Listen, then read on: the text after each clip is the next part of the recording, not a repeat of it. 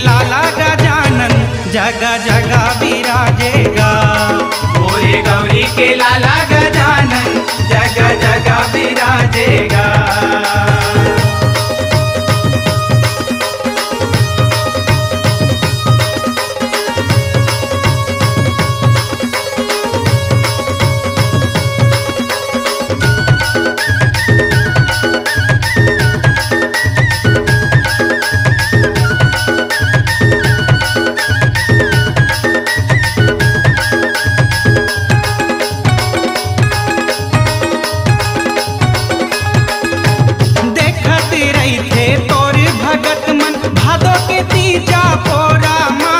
भादो के तीजा पोरा माँ, भादो के तीजा पोरा माँ देवा, भादो के तीजा पोरा माँ, भादो के तीजा पोरा माँ। तोर मूर्ति लाला के बिठाए बांधे माया के डोरा माँ, बांधे माया के डोरा माँ, बांधे माया के डोरा माँ देवा, बांधे माया के डोरा माँ, बांधे माया के डोरा माँ। चारों मुड़ा उजियार लागेगा,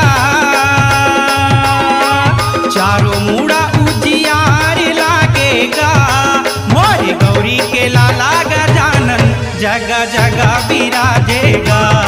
मोरे गौरी के लाला गजानन जगह जगह विराजेगा।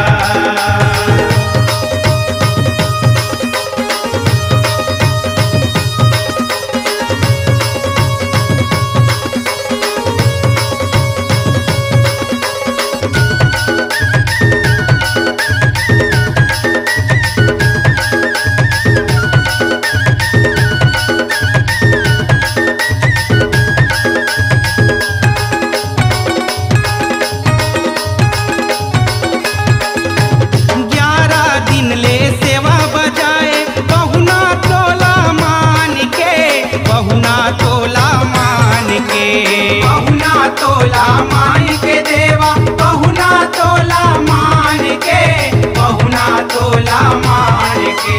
मान मनौती करते सुकर सिद्ध विनायक जान के, सिद्ध विनायक जान के, सिद्ध विनायक जान के देवा, सिद्ध विनायक जान के, सिद्ध विनायक जान के। मौनी राकेश के ढोल बाजेगा, मौनी राकेश के ढोल बाजेगा। मोरे गौरी के लाला गजानन जगह जगह विराजेगा। मोरे गौरी के लाला गजानन जगह जगह विराजेगा। चारों मुड़ा उजियार लागेगा, आगे है 16 सिंगार साजेगा। मोरे गौरी के लाला गजानन जगह जगह विराजेगा। मोरे गौरी के लाला गजानन जगह जगह विराजेगा। मोरे गौरी के लाला गजानन जगह जगह विराजेगा। मोरे गौरी के लाला गजानन जगह जगह विराजेगा। अपनी आवाज को दीजिए एक नया मुकाम।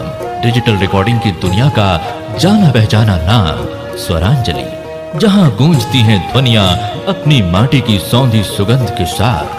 छत्तीसगढ़ी संगीत के विविध रंग जो पहुंचाते हैं पूरे प्रदेश में डिजिटल रिकॉर्डिंग के संग। स्वरांजलि स्टूडियो, नेमीचंद गली नंबर 2, गंजपारा, रायपुर।